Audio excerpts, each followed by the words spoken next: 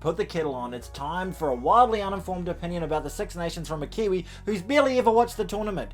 You're watching Distracted Sports completely flatten that like button while it's attempting to make a legal tackle, and let's find out whether the Six Nations is really that special or not. Now, for those of you with the pleasure of somehow finding themselves on a few isolated islands on the grundle of the world, the Six Nations is known as the off-season, or for those of us with a passing interest in European rugby, it's thought of as a dull territorial kicking contest between nations with a grand total of one Rugby World Cup between its competitors, as opposed to the 8 the Rugby Championship has. But does the self-appointed greatest rugby championship, the Six Nations, have something going for it? I've repeatedly heard from pundits and former players that the Six Nations was special. Is it special? Well, I was going to find out. Now, somehow I've got a sports YouTube channel that primarily focuses on dick jokes, gimmicky editing techniques, and rugby. And I also host a rugby podcast with Mark from 2 Cents. Imagine Neil deGrasse Tyson hosting a podcast about astrophysics with a baked potato, and you're not too far off. So in order to produce some of that sweet content and have a better chance at understanding what Mark is talking about in our podcast, 2 Cents Gets Distracted, I thought this is it. This is the time I finally watch the goddamn motherfucking Six Nations. Now, as someone who lives in New Zealand, the first problem with the goddamn motherfucking Six Nations is the kickoff times. It's one thing waking up for an All Black game you're highly invested in. It's another thing waking up to watch 2 neutral teams play on the other side of the world.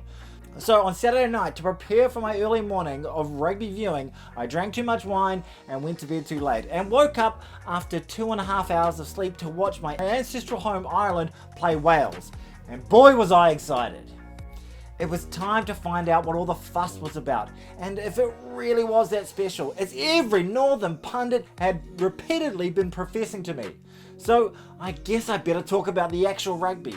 The only time the Welsh looked threatening in the first half was during the anthem, and on the other hand the Irish looked like what they are, the #1 ranked team in the world, and played with a cohesiveness to rival macaroni and cheese. Their forwards were as powerful as something really powerful, I didn't write a joke, and their backs were crispy crisp, and they ruthlessly pumped the sheep pumpers in the first half, ensuring that the return of the Gats was likely to be, as most sequels are, a bit shit. At halftime, I jumped on the Kiwi Lads live stream to add some knowledgeable insight and intelligent comments. I've been told I'm like a fart in a bottle. Like, you don't know how it got there, but you're not pleased about it. Yeah.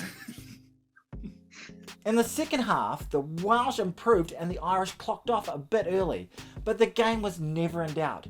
To be fair, I don't actually think the Welsh played that poorly. A slicker team with a better standard of player across the board simply outclassed them. With how good all the other teams looked in this tournament, if you're a Welsh fan, the Six Nations could be a bit of a hard slog. And for those of you Welsh fans who are psyched about the 4-time Six Nation winning coach, the return of the Gats, there it is, return of the Gats, one more, return of the Gats. Sorry, I will not do that ever again, I apologise. Here's a sobering stat though, the last 14 games Gats' coach, excluding midweek Lions tour games, his side has only won 2 of 14. As for the Irish, this is a massive year for the boys in green, which could end up in World Cup glory, or another very sad exit in the quarterfinals against my boys, the mighty All Blacks, or the host and many people's favourites to win the whole World Cup, France. But with that first half, they have put the rest of the Six Nations on notice, and for the rest of the matter, the world on notice. As my early morning of Northern expansion continued, all my body was telling me to do was sleep. But with the help of about 16 coffees, I managed to stay up until kickoff of England versus Scotland. Now my cynical Kiwi rugby arrogance told me this game would be as stimulating as a melatonin and whiskey cocktail. But by the power of Israel Folau's guilt-ridden blowjob, it was one of the best games of rugby I have ever seen. Just f***ing great! Now, it would be easy to come down hard on the Crumpet Munchers for losing at home to what we in this world consider easy beat Scotland. Still, other than some occasional frail defence, the English looked pretty damn good for my money under new coach Borthwick. Their kicking game was superior, and they showed they had some real guts to come back from some early adversity to hang in there and take the lead going into the second half. And easy beats no more. To be fair, I'm not an avid follower of the kilt-wearing, Highland-flinging, heroin-ejecting men to the north, but by God, that was the most entertaining Scottish game I've ever seen. They were f***ing class! And a team with some genuine world-class talent in Jamie Ritchie, Finn Russell, and for my money, the most exciting player in the world right now, Duhan van der Merwe, who made me do my best impersonation of Keith Quinn. Even when they went down on the scoreboard with not long to go, the Scots looked like men who had belief that they would get it done and get over the line, and by something awesome, they did it! In the final game of the weekend, I was very tempted to skip it and watch the highlights and pretend I watched it when talking to Mark later in the week. But thank the great God of rugby, I watched it on Monday morning. A time generally reserved for impending feelings of dread, dreariness, and, shit. But on Monday morning, it was a double winner. Public holiday in New Zealand, and as if to say, hold my beer to the Scots in the English game, the French and the Italians delivered an epic encounter that got me off the couch so often you would have thought there was someone under there trying to give me a prostate check. It was a game that not even Kieran Crowley's wife would have thought the Italians had a chance in. It went from business as usual with the French scoring a couple of soft tries early on to a frantic half-leather scrap to the final whistle, with the Italians almost achieving a massive boil-over. The Italians played with the courage of a free soloist and the skill of a fat bloke getting a 9 data. They ran it from anywhere and now appear to be the Fiji of the North, but with better funding. Despite the flying start from the French, a try to child prodigy Campawazzo on his 12th birthday and a couple of pens from Allen, it kept the Italians in touch at the half-time. After the half-time, a penalty try and a spell in the naughty chair to Olivon, it all started to get very spicy as Ramos left his kicking boots at home. And with 19 minutes left, the Italians took the lead. The French struck back through Jellybean, but the game was still on the line all the way to the 82nd minute, but finished rather meekly in what felt like an unfortunate premature ejaculation during a wild sexual encounter.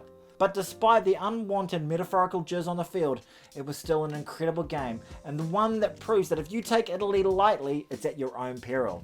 As for the French, they weren't at their best, but they did what great teams do, managed to find a way to win.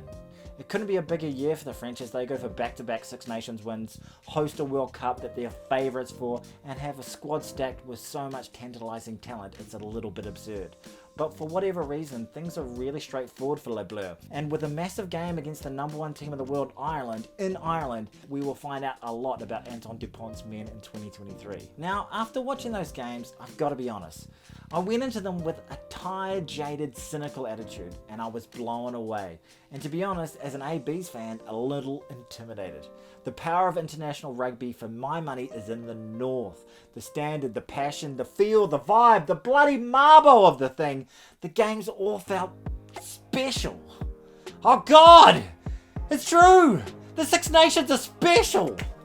The All Blacks are not the force they used to be, and the much vaunted aura of invincibility has long gone. What I saw on the weekend was 5 teams that could beat the All Blacks, and Wales. What else I saw was the best weekend of international rugby I've seen in a long, long time. Thank you so much for watching, I really appreciate it. Go check out 2 Cents Gets Distracted, which is the podcast that has forced me to up my Northern Hemisphere rugby intake. And go check out the Kiwi lads. Hamish is the main man over there. He provides the best live calling of games in the whole dang internet, despite having some pretty questionable halftime guests. Please comment, subscribe, tell your mum about it, tell her about the premature ejaculation joke. She'll love that, I'm sure she will. Follow me on Twitter at Tones88. Take care of yourself, people. Mwah!